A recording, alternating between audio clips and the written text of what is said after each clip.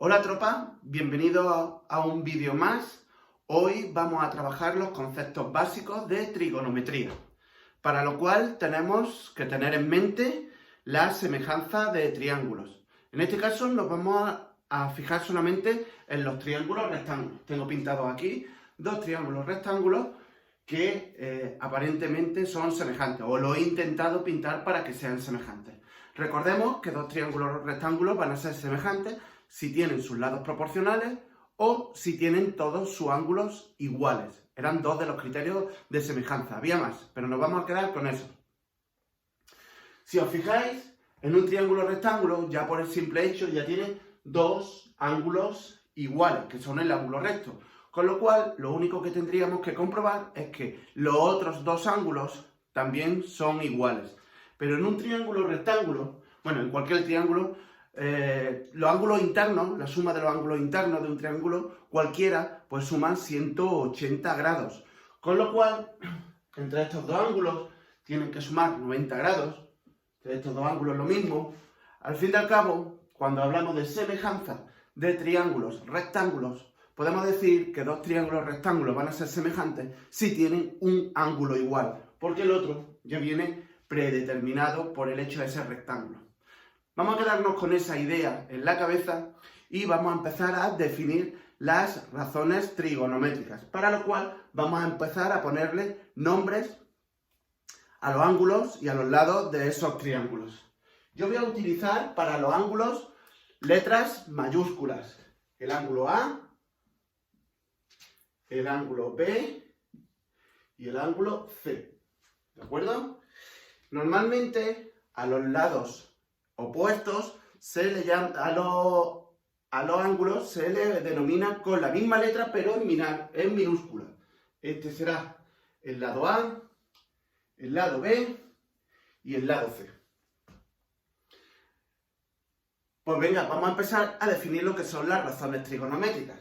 Vamos a definir el seno del ángulo A con cateto opuesto dividido por la hipotenusa de ese triángulo rectángulo. Vamos a definir el coseno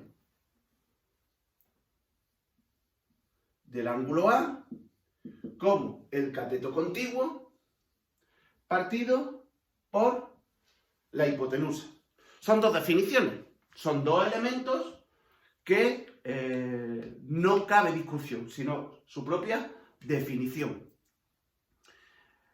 ¿De qué depende este número? ¿Depende del triángulo? Pues vamos a ver que no, que efectivamente no depende del triángulo en el que estemos trabajando, sino que va a depender única y exclusivamente del ángulo. Fijaros, si este triángulo rectángulo es semejante a este triángulo rectángulo, pues los lados tienen que ser proporcionales. Es decir, este sería siendo el ángulo A, este sería siendo el ángulo C y este sería siendo el ángulo B, porque son triángulos semejantes, ángulos iguales y lados proporcionales. Es decir, este lado será este lado por la razón de proporcionalidad.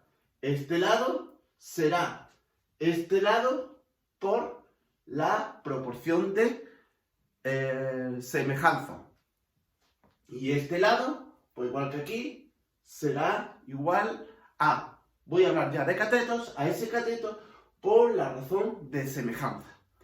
Vamos a ver que efectivamente el seno de este ángulo va a coincidir con este seno calculado en el triángulo anterior. Si calculamos el seno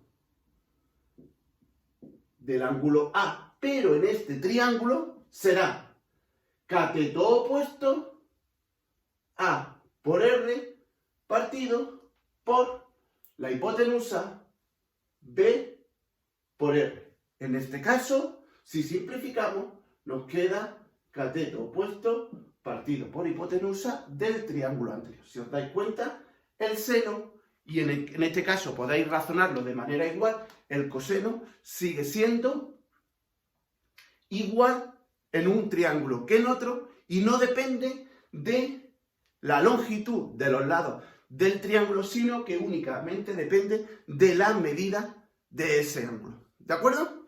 Pues venga, hemos definido el seno, hemos definido el coseno y podemos definir también lo que es la tangente del ángulo A, que es el seno del ángulo A partido por el coseno del ángulo A. O lo que es lo mismo, A partido por B dividido entre C partido por B.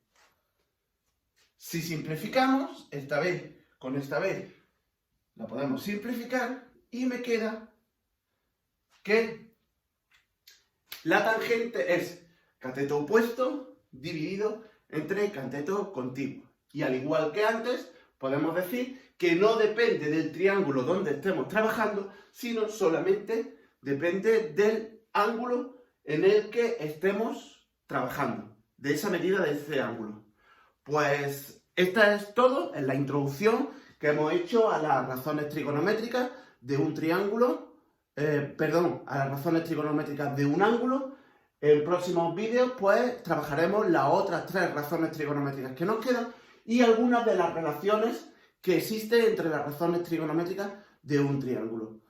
Lo que siempre he dicho, cualquier duda, cualquier inquietud, me lo mandáis a través de un correo electrónico y os contestaré lo antes posible. Saludos y nos vemos en el siguiente vídeo.